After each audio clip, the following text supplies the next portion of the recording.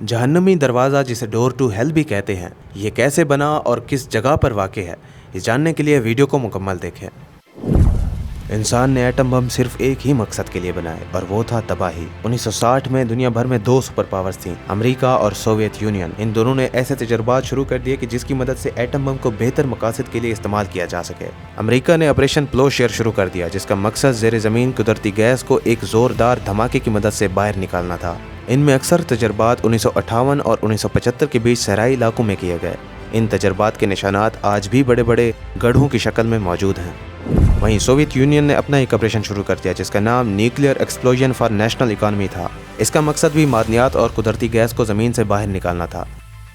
America और Soviet union में फ़र्क ये था कि अमेरिका ये ऑपरेशन दूर दराज के इलाकों में कर रहा था, जहाँ माहौल, पानी और इंसान कम से कम मुतासर हों। वहीं सोवियत यूनियन ने माहौलियाती आलूदगी की फिक्र नहीं की, यहाँ तक कि उन्होंने डैम के पानी को जमा करने के लिए भी एक एटम बम का इस्तेमाल कर दिया।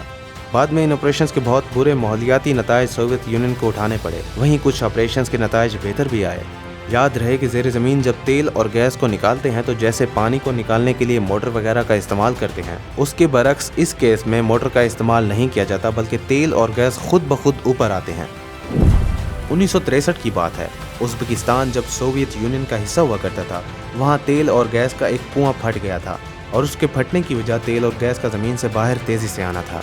यह धमाका ज़मीन में 2.4 किलोमीटर की गहराई पर हुआ। इस धमाके ने कुदरती ज़ख़ायर को बहुत ज़्यादा नुकसान पहुंचाया। ज़ेर ज़मीन होने वाले धमाके से ज़मीन से बाहर आग का एक शोला जला। ये बहुत बड़ी आग थी जो कि 3 सालों तक जलती ही रही। इसने तकरीबन 1 करोड़ 20 लाख क्यूबिक मीटर तेल और गैस के ज़ख़ायर को जला दिया।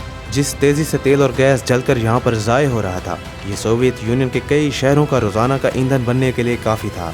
ये आग का शोला बुझ ही नहीं रहा था।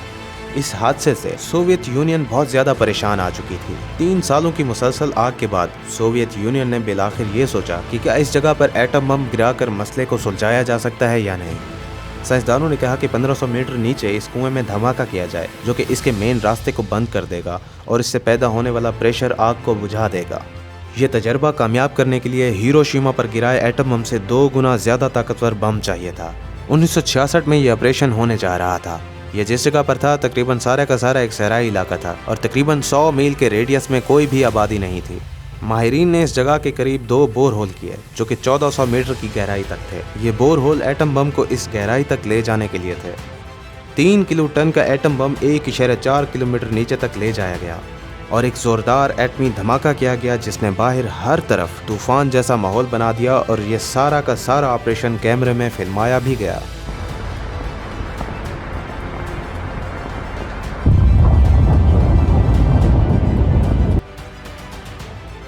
3 सालों में पहली बार आग का ये शोला बंद हो गया और एक बहुत बड़ा मसला भी हल हो गया। इसके बाद सोवियत यूनियन ने एक और जगह यही तजर्बा किया, जो कि कामयाब हो गया। रूस ने 5 बार यही तजर्बा किया, जो कि कामयाब रहा।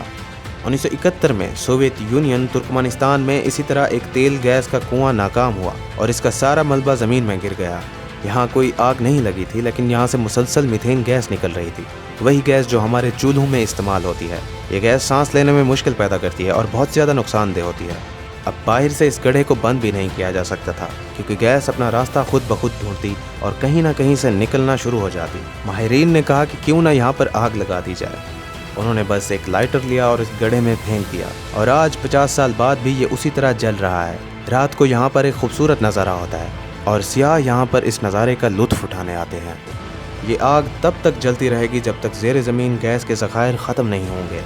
इसीलिए आपके पास सभी भी वक्त है कि आप यहाँ पर जाएं और इस जहन्नमी दरवाज़े का लुत्फ़ उठाएं।